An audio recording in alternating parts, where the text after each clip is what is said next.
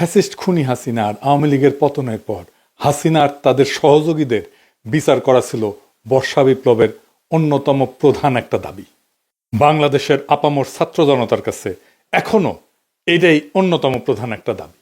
বিগত 15 বছর ফ্যাসিস্ট হাসিনার অত্যাচারের শিকার হওয়া মানুষ, গুম খুনের ভুক্তভোগীদের পরিবার, আটক অবস্থায় অত্যাচারের শিকার আহত ব্যক্তিবর্গ, বর্ষা বিপ্লবের প্রায় 1,500 শহীদের পরিবার আর 32,000 আহতদের প্রাণের দাবি একটাই, সেটা হইতেছে ফ্যাসিস্ট খুনি হাসিনা আর তার অপরাধের দোসরদের দ্রুত বিচার। হাসিনার তার খুনিরা এমন কোনো জঘন্য বিভৎস অপকর্ম নাই যেটা তারা করে নাই।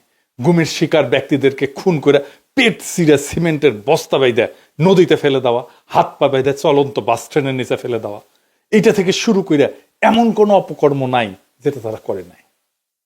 বিপ্লবের পর এই সমস্ত জানোয়ারদের পাকড়াও করে দ্রুত বিচারের মুখোমুখি করা ছিল অন্তর্বর্তীকালীন সরকারের মূল দায়িত্ব। গতকাল প্রথম মামলার রায় হয়েছে, তাও নিম্ন আদালতে। আমরা সন্তুষ্ট। হাসিনার বিবাহবার্ষিকীর দিনে হাসিনার ফাঁসির রায় হয়েছে। এই রায় শোনার পরে রিকশাওয়ালা শুক্রিয়া জানাইতেছে, 2 হাত তুলে মোনাজাত করতেছে। এর চাইতে সুন্দর দৃশ্য আর হয় না। স্বাভাবিক মানুষের মতো এদের বিয়া শাদীও হয়, কিন্তু এরা আসলে নরপশু। গুন্ডা মুজিবের ঘরে যারা বাইরে উঠছে তারা বাইসে থাকলে এমন দস্যু, দুর্বৃত্ত আর পিশাচে হবে, এর প্রমাণ হইতেছে খুনি হাসিনা। কিন্তু এই মামলার রায় কি আরো আগে আমাদের প্রাপ্য ছিল না? আরো আগে কেন আমাদের প্রাপ্য ছিল এই মামলার রায়? আসেন সেটা আমরা দেখি। বর্ষা বিপ্লবের প্রায় 1.5 বছর পরে খুনি হাসিনার মামলায় নিম্ন আদালতের রায় আসতেছে এতদিনে। তারপরে এটা আপিল বিভাগে যাবে, সেখানে ফাইল বহুদিন আটকায় থাকবে। এরপর আস্তে আস্তে আপিল বিভাগে ফাইল লাগাবে, তারপর সেটা নিয়ে আপিল বিভাগ রায় দিবে। এরপর আবার রিভিউ হবে, ফাইল আটকায় রেখে। এরপর রাষ্ট্রপতির কাছে ফাইল যাবে ডেথ রেফারেন্স নিয়ে। রাষ্ট্রপতি সেই ফাইল আবার বহুদিন আটকায় রাখবে। মোদ্দা কথা, দিল্লি হনুজ দূরস্থ, মানে দিল্লি এখনো বহুদূর। এই নিম্ন আদালতের রায়ে আপনি সন্তুষ্ট হইতে পারেন, কিন্তু হাসিনার শাস্তি দেখতে হইলে আরো অনেক দিন অপেক্ষা করতে হবে। তার মানে খুনি হাসিনার বিচার সম্পন্ন হয় নাই। আবার দেখেন, ফ্যাসিস্ট হাসিনার সহচর অনেক বড় বড় খুনির বিচারে তেমন কোনো অগ্রগতি হয় নাই। যেমন ধরেন জল্লাদ কসাই জেনারেল জিয়াউল হাসান, সেনাবাহিনী, র্যাবের আরো বহুত খুনি অফিসারের কিছুই হয় নাই। এই কয়েকদিন আগে জনগণের অনেক পাবলিক প্রেশার আর হুইসের পরে যে সেনাবাহিনী 15 জনকে আদালতে হাজির করা হইলো, তাদের চাকরি পর্যন্ত এখন আছে, এগুলো যায় নাই। তাদেরকে সরকার এসি বাসে কইরা আদালতে নিয়ে যায়। হাসিনার দল আওয়ামী লীগের সাথেই কাজ করলে ওরা রাস্তার মাঝখানে এই বাস থামায়, দাঁড় করায়, গুড়ায় দিত অথবা আগুন লাগাই দিত। জাতির সাথে কত বড় কৌতুক করতেছে এই সরকার। এইসব খুনিরা এখন পর্যন্ত চাকরিতে বহাল থেকে জনগণের করের টাকায় সমস্ত সরকারি সুযোগ সুবিধা, বেতন ভাতা পাইতেছে। কত বড় ফাজলামি। সালমান এফ রহমান থেকে শুরু কইরা অন্য সবাই, এই শাহজাহান বলেন, আনিসুল বলেন, সবাই জেলে এসি লাগায়, নিজের কামরাতে নিজের বাসা থেকে খাবার আনে, তারপরে খায়। এসি লাগানোর কথাটা জয়নাল আবেদিন ফারুক কইছে, শুনেন। রুহুল কবির রিজভী আহমদ মাটিতে শুয়ে থাকছিল জেলখানায়, আর এখন সালমান এফ রহমান নাকি তার রুমের মধ্যে এসি লাগাইছে। সালমান এফ রহমানের খাওয়া নাকি গুলশান থেকে যায়। হাসিনার বহুত বড় বড় সহযোগী যারা আজকে দেশের বাইরে যে অন্তর্ঘাত চালাইতেছে, এই ওয়াকারের প্রত্যক্ষ সহযোগিতায় 5 আগস্টের পর দেশ থেকে পালাই গেছে। ওবায়দুল কাদের, আরাফাত, আসাদুজ্জামান খান কামাল, ডিবি হারুন, জেনারেল মুজিব, এরকম অসংখ্য নাম আছে। এরা আবার পালায় যাওয়ার পর বাংলাদেশের ব্যাংক থেকে, কলকাতা থেকে কোটি কোটি টাকা ফান্ড পর্যন্ত ট্রান্সফার করেছে। ডেল্টাগ্রামে আসছে না নিউজ। এরা কিভাবে পালায় গেল, আর সেই ব্যাপারে ওয়াকার আর সরকারের উপদেষ্টা মন্ডলীর দায়িত্ব কি ছিল, সেটা নিয়ে ভবিষ্যৎ বাংলাদেশে একদিন বিচার হবে। জেনারেল মুজিব যে ওয়াকারের জিম্মা থেকে পালায় গেল, কারো কোনো শাস্তি হয়েছে? হয় নাই। ওয়াকার উপদেষ্টা মন্ডলী প্রফেসর ইউনূস একজনও রেহাই পাবে না কিন্তু জাতির সাথে বেইমানি করার জন্য। এই অপদার্থতার জবাব দিতে হবে। এবার আসি বিচার নিয়ে। এই বিচার নিয়ে আমরা কতটুকু সন্তুষ্ট হইতে পারি? পশ্চিমা বিশ্বের 2 ধরনের আইন ব্যবস্থা প্রচলিত, একটাকে বলে সিভিল ল, আর একটা হচ্ছে কমন ল। সিভিল ল এর উৎপত্তি এই কন্টিনেন্টাল ইউরোপে, কমন ল এর উৎপত্তি ইংল্যান্ডে। ইন্ডিয়া, পাকিস্তান, বাংলাদেশ সহ এই উপমহাদেশ English common law tradition follow করে আইনের ব্যাপারে। কিন্তু বাঙ্গু তো ভালো যে জিনিসই পাবে সেটার আগে পচায় ফেলবে, গু বানায় ফেলবে। কিভাবে পচায় ফেলছে সেটার কিছু উদাহরণ দিই। এই কমন ল, ইংলিশ কমন লর একটা মূল ফিলোসফি বা ম্যাক্সিম হইতেছে জাস্টিস ডিলেইড, জাস্টিস ডিনাইড। দেরিসে বিচার মানে ইনসাফ না করা। এটা লিবারাল ইংলিশ স্টেটসম্যান উইলিয়াম গ্ল্যাডস্টোনের একটা উক্তি।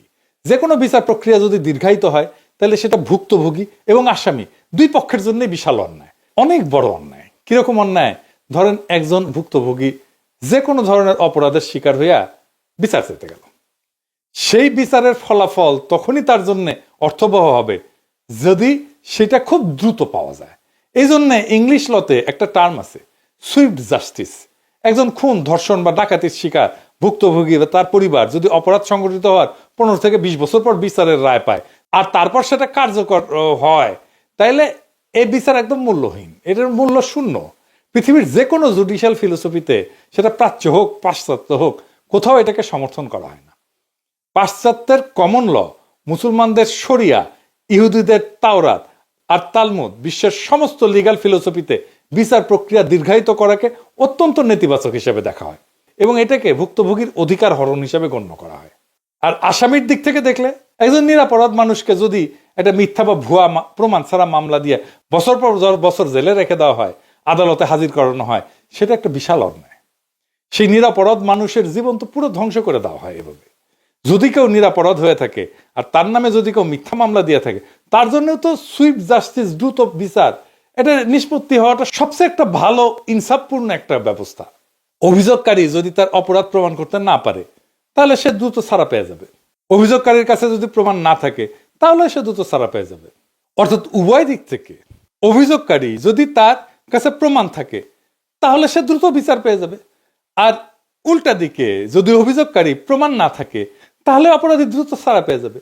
অর্থাৎ উভয় দিক থেকে, মানে ভুক্তভোগী আর আসামি, এই দুই দিক থেকে চিন্তা করলে দ্রুত বিচার হচ্ছে একমাত্র ইনসাফ। এই জন্য আমেরিকার সংবিধানের বিল অফ রাইটসে 6ষ্ঠ সংশোধনীতে বলা আছে, in all criminal প্রসিকিউশনস the accused shall enjoy the right two A speedy and public trial. ইংরেজি যেহেতু কইছে ঠিকই কইছে, তাই না? মানে হইতেছে সমস্ত ক্রিমিনাল মামলায় অভিযুক্ত ব্যক্তির দ্রুত বিচার পাওয়ার অধিকার আছে। বিচার প্রক্রিয়া এটা যদি না করা হয় তাহলে তার মৌলিক অধিকার খর্ব হইতেছে। এই জন্য রাষ্ট্রই দায়ী থাকবে। তাহলে এখন আসেন, স্পিডি ট্রায়াল কাকে বলে? আমেরিকার Congress speedy trial act 1974 pass করে, যেখানে তারা স্পিডি ট্রায়ালকে সংজ্ঞায়িত করছে। আমেরিকার বিচার প্রক্রিয়া ট্রায়াল শুরু হওয়ার আগে একটা প্রি ট্রায়াল ফেজ আছে, ট্রায়ালের আগে, যেখানে কারো বিরুদ্ধে কোনো অভিযোগ আসলে সেটা তদন্ত করে দেখা হয়। তদন্তকারী সংস্থা আদালতে গ্রহণযোগ্য হবে, যেটাকে আইনের ভাষায় বলে অ্যাডমিসেবল এভিডেন্স, সেই সমস্ত প্রমাণ জোগাড় করে। যদি দেখে এভিডেন্স নাই তাহলে কেস এখানে খতম। আর যদি তদন্তকারী মনে করে যে সাফিসিয়েন্ট এভিডেন্স আছে, পর্যাপ্ত প্রমাণ আছে, সে তখন সেটা প্রসিকিউটরের কাছে সাবমিট করে। প্রসিকিউটর হইতেছে রাষ্ট্রপক্ষের উকিল। প্রসিকিউটর যদি মনে করে যে প্রমাণ পর্যাপ্ত, কেবল তখনই সে অভিযুক্তর বিরুদ্ধে একটা ফর্মাল চার্জ ফাইল করে, যেটাকে আইনের ভাষায় বলা হয় ইনডাইটমেন্ট। অর্থাৎ কারো বিরুদ্ধে ফর্মাল অভিযোগ আনা, কারো বিরুদ্ধে ইনডাইটমেন্ট ফাইল করা বা ফর্মাল অভিযোগ আনার পরে তাকে আদালতে হাজির করা হয় এবং জাজ তাকে জিজ্ঞেস করে যে সে তার বিরুদ্ধে যে অভিযোগ আনা হয়েছে সেইটার ব্যাপারে সে কি বলে, কি মনে করে, সে কি দোষী নাকি দোষী না। সে যদি বলে হুজুর আমি নিরপরাধ, তাহলে তার মামলা চলবে। আর যদি বলে না হুজুর আমি দোষী, তাহলে তার মামলা ওখানে কেস খতম, সে দোষী। যদি সে নিজেকে নির্দোষ দাবি করে তখন সেই কেস ট্রায়ালে যায়। স্পিডি ট্রায়াল অনুযায়ী কারো বিরুদ্ধে ইনডাইটমেন্ট বা অভিযোগ ফাইল হওয়ার পরে সে যদি বলে যে আমি দোষী না, তাইলে তার মামলা 70 দিনের মাথায় তার ট্রায়াল শুরু করতে হবে। তার মানে 2 মাসের মধ্যে তার ট্রায়ালে নিতে হবে। আমেরিকা একটা ট্রায়াল কতদিন ধরে চলে শুনবেন? শুনলে তাজ্জব হয়ে যাবেন। গড়ে 2 থেকে 3 দিন। যদি সেলিব্রিটি ট্রায়াল হয়, মানে প্রচুর মিডিয়া কাভারেজ পায়, এই সমস্ত ট্রায়াল একটু দীর্ঘ সময় ধরে চলে, 1 সপ্তাহ থেকে ধরেন 1.5 মাস পর্যন্ত চলতে পারে। যেমন জনি ডেপ আর তার সাবেক স্ত্রী আম্বার হার্ডের সিভিল ট্রায়াল প্রায় 6 সপ্তাহ ধরে চলছিল। মানে জাজের মনে হয় এটা আলুর দোষা ছিল, আম্বার হার্ড বসে আছে, তার সামনে রেখা 1.5 মাস ধরে চালাইছে আর কি, আর দেখিছে আম্বার হার্ডকে, দেখে শান্তি পেয়েছে। সিভিল ট্রায়াল সচরাচর ক্রিমিনাল ট্রায়ালের চেয়ে লম্বা হয়। 2024 সালে নিউ ইয়র্কে ডোনাল্ড ট্রাম্পের ট্রায়াল একটা 1.5 মাস ধরে চলছিল, কিন্তু অধিকাংশ বিচার প্রায় 95% ট্রায়াল 2-3 দিনে শেষ হয়ে যায়, 2-3 দিনে মাত্র। মানে যাই বলেন, এখানে তথ্য প্রমাণ, ডকুমেন্ট, সাক্ষ্য প্রদান, উকিলের ক্রস এক্সামিনেশন একবারে সেই এই 2-3 দিনের মধ্যে কমপ্লিট হয়ে যায়, রায় ঘোষণা হয়ে যায়। আবার জুরি কি জিনিস, এই জিনিস এখন আপাতত আইনের গভীর বিষয় না বুঝলেও চলবে আর কি। এরপরে ট্রায়াল কোর্টের সমস্ত মামলার রায়ের মাত্র 10%-এর মতো আপিল বিভাগে যায়, কারণ আমেরিকার আপিল কোর্টে কোনো কেস নতুন করে সাক্ষ্য প্রমাণ শোনে না বা গ্রহণ করে না। তারা খালি দেখে ট্রায়ালের প্রক্রিয়াটা ঠিকভাবে অনুসরণ করা হয়েছে কিনা। যদি কোনো প্রক্রিয়া কোনো ভুল পায় প্রসিকিউশনের, তখন আগের যে রায় সেইটাকে উল্টাই দিয়া পুনরায় নতুন ট্রায়ালের আদেশ দেয়। এই কাজ আপিল বিভাগের করতে খুব বেশি দিন লাগে না। এর পরের ধাপে আপিল বিভাগের রায়ের খুব অল্প কেসেই আমেরিকার সুপ্রিম কোর্ট শুনানি করে। আমেরিকার সুপ্রিম কোর্ট বছরে মাত্র 100টার মতো কেস শুনানি করে মাত্র, তারপরে সেটা রায় দেয়। রাষ্ট্রের আইন এবং সংবিধানের ব্যাপারে তারা খুব গুরুত্বপূর্ণ কেস না হইলে সুপ্রিম কোর্ট সেই কেসের শুনানি করে না।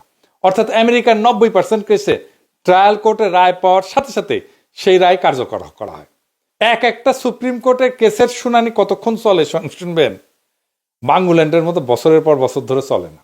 সুপ্রিম কোর্টের কেসে প্রথমে 2 পক্ষের উকিল তাদের পজিশন লিখিত আকারে সাবমিট করে, যেটাকে আইনের ভাষায় বলা হয় লিগ্যাল ব্রিফ। এরপর শুনানির দিন মৌখিক শুনানি হয়, প্রত্যেক কেসে 1 ঘন্টা করে। প্রত্যেক পক্ষ তাদের পজিশন ব্যাখ্যা করার জন্য 30 মিনিট করে সময় পায়। খালি 1 ঘন্টায় একটা কার্য দিবসে 2টা করে কেসের শুনানি করা হয়। এরপরে লিগ্যাল ব্রিফ পইরা তারা মৌখিক আর্গুমেন্ট শুনে সুপ্রিম কোর্টের 9 জন বিচারপতি তাদের রায় লিখে সাবমিট করে দেয়। যেই পক্ষ সংখ্যাগরিষ্ঠ বিচারপতির রায় পায় তারা বিজয়ী হয়। এটাই হইতেছে আমেরিকান কমন লর সুইফট জাস্টিস, মানে দ্রুত বিচার, যেটা সংবিধানের রাইট টু স্পিডি ট্রায়াল। আমাদের বাংলাদেশে কি হয় শুনবেন? আপনারা তো প্রত্যেকে জানেন, তাও কই।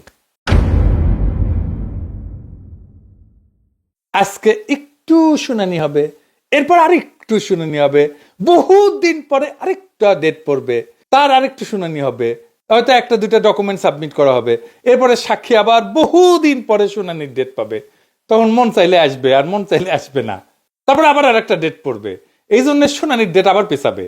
এইভাবে করতে করতে করতে করতে করতে করতে বছরের পর বছর পার হয়ে যায়। এরপর বাংলাদেশের নিম্ন আদালতে একটা রায় আসে দ্রুত বিচার আইনে। এখানে কিন্তু সব মামলা যায় না, সেইখানে কম করে হইলেও 30 কার্য দিবস লাগে, মানে 1.5 মাস। যেই মামলা আমেরিকা 2-3 দিনে শেষ করতে পারে বিচার, সেই মামলা কেন বাংলাদেশের 1.5 মাস লাগবে? এরপর হাইকোর্টে যায়, সাক্ষ্য প্রমাণ আবার শুনানি হয় প্রথম থেকে, সেটা তো বছরের পর বছর চলে। এরপর সুপ্রিম কোর্টে আপিল বিভাগে হাজার হাজার কেস যায়, এখানেও বছরের পর বছর অতিবাহিত হয়, সব কেসের শুনানি হয়, এখানে ফাইল আটকায় থাকে। আমাদের দেশে পুরা বিচার ব্যবস্থায় একটা আগাগোড়া সংস্কার দরকার। এখন যেটা আছে এটা একটা প্রহসন, পুরা কমলাকান্তের দপ্তর। এই সংস্কার যারা করতেছে সংস্কার এদের দেওয়া হবে না। ঐক্যমত কমিশন আর প্রফেসর ইউনূসের সংস্কার কমিশন তাদের বিচার বিভাগ সংস্কারে কি বাচাল ঘোলার ডিম প্রস্তাব দিছে, সেটা অন্য একদিন এপিসোডে ব্যাখ্যা করবো নি আর একদিন। তো মামলার জট কত দেখেন, দেখেছেন? আমেরিকা একজন জাজ বছরে 250টা মামলার নিষ্পত্তি করে। বাংলাদেশে একটা জাজ বছরে নাকি নিষ্পত্তি করে 971টা মামলা, তার মানে দিনে 4টা মামলা। এটা কি আপনি বিশ্বাস করেন? এই ডেটা ঠিক আছে? আমি জানি না, ডেটা খুঁজে পাইনি, নিউজ করছে সেইটা থেকে আমি কইলাম, পত্রিকার নিউজ, আমি ব্যানে করছি না। মানে প্রত্যেক কার্য দিবসে 4টা করে মামলার নিষ্পত্তি করছে।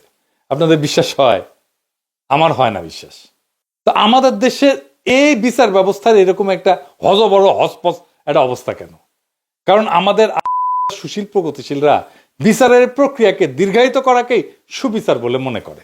পন্দের আলো বলেন, দিল্লি স্টার বলেন, এই পত্রিকায় বছরের পর বছর এরাই বিভিন্ন কলাম মতামত লিখে এই বয়ান তৈরি করছে, মতি মাহমুদ জিব্বা বের করে তাদেরকে প্রমোট করছে। এই সমস্ত বোকাচোদাদের কাছে কেসের সাক্ষী তথ্য প্রমাণ গুরুত্বপূর্ণ না, এদের কাছে গুরুত্বপূর্ণ হচ্ছে বছরের পর বছর ধরে বিচার চলতেছে কিনা। এদেরই তারা সুবিচার বলে। এমনকি প্রফেসর ইউনূসও ফ্যাসিস্ট খুনিদের বিচার নিয়ে একই কথা বলছে যে অপরাধের বিচার তাৎক্ষণিকভাবে করলে সেটা নাকি সুবিচার হয় না। দেখেছেন? এমনকি সালাউদ্দিন সাহেবও বলছে যে এটা তাড়াহুড়া করলে এটা সুবিচার হবে না, সে আবার লয়ার করে। সংস্কার, বিচার এবং নির্বাচন কোনোভাবেই এটা মিউচুয়ালি ইন্টারডিপেন্ডেন্ট নয়। সংস্কার মতো চলবে, এটা কন্টিনিউয়াস প্রসেস। বিচারে কখনো টাইম লিমিট করা যায় না, ও বিচার হবে তাহলে সেটা চলবে, যে গভর্নমেন্টই আসুক। তো এরকম আবাল মার্কাস টুপির তত্ত্ব এরা কই থেকে পাইল? এই এপিসোডের প্রথমে ব্যাখ্যা করছি পৃথিবীর কোনো লিগ্যাল আইনের দর্শনে এই ধরনের আবাল মার্কা কথা নাই, এবং বিচার প্রক্রিয়া দীর্ঘায়িত হওয়াকে বাদী বিবাদী দুই পক্ষেরই অধিকার হরণ হিসাবে দেখা হয়। বাঙ্গু সুশীল, পন্দের আলো, দিল্লি স্টার, মতি মাহফুজ, জুতমানির সমস্ত ফ্যাসিস্ট, দালাল, মানবাধিকার কর্মী, সুলতানা কামাল, এই থেকে শুরু করে যতগুলো আছে সবাই বিচার ব্যবস্থার এই হজবরল অবস্থার জন্য দায়ী। বাঙ্গু প্রগতিশীলরা যে মানবাধিকারের মুখোশের পিছনে কত বড় আসল মাদারচোদ, এইটার একটা উদাহরণ দিই। আইন এবং সালিশ কেন্দ্র ভারতীয় বাঙ্গু প্রগতিশীলদের একটা বড় আড্ডাখানা। এটা প্রতিষ্ঠাতা হইতেছে ভারতের দালাল মূর্খসোদা রেহমান সোবহানের প্রথম বউ সালমা সোবহান। এখন এটার চেয়ারপারসন হইতেছে ধ্বজভঙ্গ বুইরা জেরাই খান পান্না, এক নম্বরের চেতনাজীবী ফ্যাসিস্ট হাসিনার 5 আটা কুত্তা। এই হারামজাদা বুইরা কি বলছে শুনবেন? সে বলছে জুলাই আন্দোলনের মাত্র 2000 মানুষ মারা গেছে, যদি 1000 লোকও মারা যাইতো তাও এইটা 71-এর 30 লক্ষের সাথে কিছুই না। বুঝেছেন? কিছুই না। শুনেন, 30 লক্ষ মানুষের রক্তের দাম বেশি না 2000, 3000, ইভেন যদি আমি বলি যে 1 লক্ষ মানুষ, যে কোনো হত্যার বিচার হওয়া উচিত। কিন্তু 30 লক্ষ মানুষ, 2 লক্ষ মা বোনের ইজ্জত নিয়ে 71-এ যে দেশটা স্বাধীন হয়েছে তার সাথে তুলনা কারো চল না। ওরে ব্যাংকের চেকের মতো। এক লোক গেছে যে লিখিছে, তো চেক দিছে, তো চেক পড়িয়া কয় এটা কি দিছেন? তো কয় কেন, আমি যা লিখেছি লিখেই দিছি। তো কয় আপনি লিখেছেন 5000 টাকা, কিছুই না, এটা কি কোনো কথা হইলো? তো কয় কি কম বলেন, এর আগে একজনের চেক দিছে, লিখছে 1 লাখ টাকা মাত্র। তো 1 লাখ টাকা যদি মাত্র হয় তাহলে 5000 টাকা তো কিছুই না। তো ওই রকম এই জেরাই খান পান্না কইতেছে এই 2000 মারা গেছে, এটা নাকি কিছুই না। এবার বিশ্বে কয়েকটা বিচারের উদাহরণে আসি। দ্বিতীয় বিশ্বযুদ্ধের সময় 1940 সালে ফ্রান্স জার্মানির কাছে আত্মসমর্পণ করলে ফ্রান্সের বয়স্ক মার্শাল ফিলিপ পেতার নেতৃত্বে নতুন সরকার গঠিত হয়, মানে যেটা জার্মানিদের রাজাকার আর কি, বুঝছাও? যেই রেজিমকে, যে শাসন সময়কে ভিসি বলা হয়। ভিসি ফ্রান্স মানে জার্মান, ভিসি বলে একটা শহর আছে ফ্রান্সে। ওই যখন জার্মানিরা দখল করে তখন ভিসি শহরে রাজধানী বানাইছিল, ওই সময়টাকে বলা হয় ভিসি রেজিম। তো এই মার্শাল পেতা যে রাজাকার ছিল আর কি ফ্রান্সে, জার্মানির রাজাকার, সে প্রথম বিশ্বযুদ্ধে ফরাসি বাহিনীর সর্বাধিনায়ক ছিল। মিত্রবাহিনী বিজয়ের পর চার্লস দ্য গল ফ্রান্সের অন্তর্বর্তীকালীন সরকারের প্রধান হইলে নাজি জার্মানির সাথে কোলাবোরেশনের জন্য, দালালির জন্য ভিসি সরকারের বিচার শুরু করে। মার্শাল পেতাকে ট্রায়ালে নেওয়া হয়, এবং সেই ট্রায়াল কতদিন চলে জানেন? 1945 সালের 23 জুলাই থেকে 15 আগস্ট, মানে 24 দিন। মাত্র 24 দিনে বিচারের রায় পেতার মৃত্যুদণ্ড হয়। মৃত্যুদণ্ড দেয়নি পরে, কারণ মার্শাল পেতার দেশের প্রতি আগের অবদানের কথা স্মরণ করে চার্লস দ্য গল তার মৃত্যুদণ্ডকে যাবজ্জীবন কারাদণ্ডে মওকুফ করছিল, এবং রায় কার্যকর করা হয়। বিচার শুরু করতেও খুব বেশি দিন লাগে নাই। জার্মানি আত্মসমর্পণ করে 1945 সালের 7ই মে। যুদ্ধ শেষ হওয়ার 2 মাসের মধ্যে পেতার ট্রায়াল শুরু হয়ে যায়। আর আমাদের এখানে তো 1.5 বছর হয়ে গেল, কেবলমাত্র একটা রায় আসছে, তাও সেটা আরো বছর ঘুরবে। আমাদের এতদিনে অন্তত কয়েকটা কসাই, যেমন জিয়াউল হাসানকে তো বিচারে শেষ করে রায় কার্যকর করে দেওয়া যেত, ঝুলাই দেওয়া যেত। বাংলাদেশে যে এইরকম হয় নাই তা কিন্তু না, বাংলাদেশে এরকম বিচারের নজির আছে। কিন্তু 2006 সালের অক্টোবরে বিএনপি পদত্যাগ করে ইয়াজউদ্দিনের হাতে তত্ত্বাবধায়ক সরকারের দায়িত্ব দেয়, 111 হয়। 11 জানুয়ারি 2007 সালে ভারতের দালাল ওই যে ঘোড়া মঈউদ্দিন আছে না, ঘোড়া নিয়েছিল কু করে, তারপরে বাংলা ভাই আর শায়েক আব্দুর রহমানের বিচার শেষ কইরা সব file high court supreme court clear কইরা 30 মার্চ 2007 সালে কুলাঙ্গার মঈনের কু করার 2 মাসের মধ্যে তাদেরকে ফাঁসি দিয়ে দেওয়া হয়। মানে বাংলাদেশের প্রচলিত আইনও সুইফটলি বিচার করা যাইতো যদি সরকারের সদিচ্ছা থাকতো। এখন হাসিনা বিরুদ্ধে রায় হয়েছে, কিন্তু হাসিনা তো বন্দি নাই। রায় হইলেও কার্যকর করা যাবে কি? ইন্ডিয়া তো তারা দিবে না। যারা বন্দি তাদের রায় দিয়ে এখন কার্যকর করা উচিত না? ঠিক আছে, হাসিনারটা হয়েছে, কিন্তু যারা বন্দি তাদের তো রায় দিয়ে কার্যকর করা যায়। যে জিয়া খুনি, জিয়ার তো রায়টা কার্যকর করা যায়, তাহলে তো শান্তি পাওয়া যাইতো যে কিছু একটা হয়েছে। নুরেমবার্গ ট্রায়ালে দ্বিতীয় বিশ্বযুদ্ধের পরে 10 মাসে 24 জনের বিচার করছিল নাজি অফিসার। বাংলাদেশের সাথে ভারতের অপরাধী প্রত্যাবর্তন চুক্তি আছে, হাসিনাকে ভারত ফেরত দিতে বাধ্য, কিন্তু বাংলাদেশ কি বাধ্য করতে পারবে? হাসিনাকে না ফেরত দিলে কার লাভ? আসেন এটা একটু বুঝে দেখি। একজন দণ্ডপ্রাপ্ত আসামি যদি রায়ের পর বিদেশে পালায় যায়, তাহলে আন্তর্জাতিক আইনে এটাকে বলা হয় কনসাসনেস অফ গিল্ট, অর্থাৎ দোষী মানসিকতার প্রমাণ। বহু কমন ল ব্যবস্থায় তাকে বলা হয় ফিউজিটিভ ফ্রম জাস্টিস, এবং আদালত চাইলে আপিল শুনতেও অস্বীকৃতি জানাইতে পারে। এটাকে বলা হয় ফিউজিটিভ ডিজেন্টাইটেলমেন্ট ডক্ট্রিন। ফলে রায়ের বৈধতা না, বরং আসামির অবস্থানই দুর্বল হয়। ইন্টারপোলের যদি রেড নোটিশ হয়, এও বলা আছে বিচার আদালতে বিদেশে পালায় থাকা ব্যক্তি হইল ইন্টারন্যাশনালি ওয়ান্টেড ফিউজিটিভ। অর্থাৎ আদালত যদি ন্যূনতম ফেয়ার ট্রায়াল মান বজায় রাখে, তাহলে রায়ের বৈধতা অটুট থাকে। বরং আসামি পালায় গেলে রায় আরো শক্ত অবস্থানে দাঁড়ায়। তখন রাজনৈতিক এবং আইনি উভয় ভাষায় প্রশ্নটা পরিষ্কার, বিচার তো খোলা ছিল, পালাইছে কে, আদালত না আসামি? মানে হাসিনার দলের লোকজন কোনো আর্গুমেন্ট আনতে পারতেছে না কেন? কারণটা হইতেছে হাসিনা আসেনি কেন, বিচারের সামনে দাঁড়ায়নি কেন? আপনার পাশাপাশি জামাতের নেতাদের বিচার দেখেন। জামাত আজকে এত জনপ্রিয় হইল, তার পিছনে জামাতের নেতাদের জীবন দেওয়ার মূল্য আছে। মীর কাসেম আলী তো দেশের বাইরে ছিলেন, উনি দেশে ফিরে আসছিলেন মামলা হওয়ার পরে। উনি জানেন ওনার ফাঁসি হবে, ওনাকে ফাঁসি দেওয়া হয়েছে, উনি মাথা পেতে নিছেন ফাঁসি। হিরোইক। দেশের মানুষের প্রতি ভালোবাসা বাদ দেন, হাসিনার যদি সত্যি সত্যি নিজের দলের প্রতি ভালোবাসা থাকতো, দেশে ফিরে ফাঁসির দড়ি গলায় নিত। কিন্তু ওই নৈতিক সাহস আর ত্যাগ করার মানসিকতা তার নাই।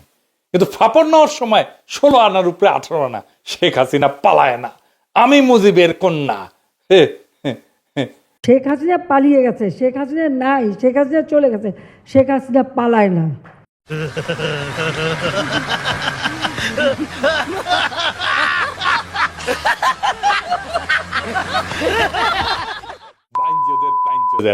ভীরুর টিম একটা অপদার্থ, ভীতু কাপুরুষ। এই যে মামলায়, এই মামলায় কি কি অর্জন হয়েছে?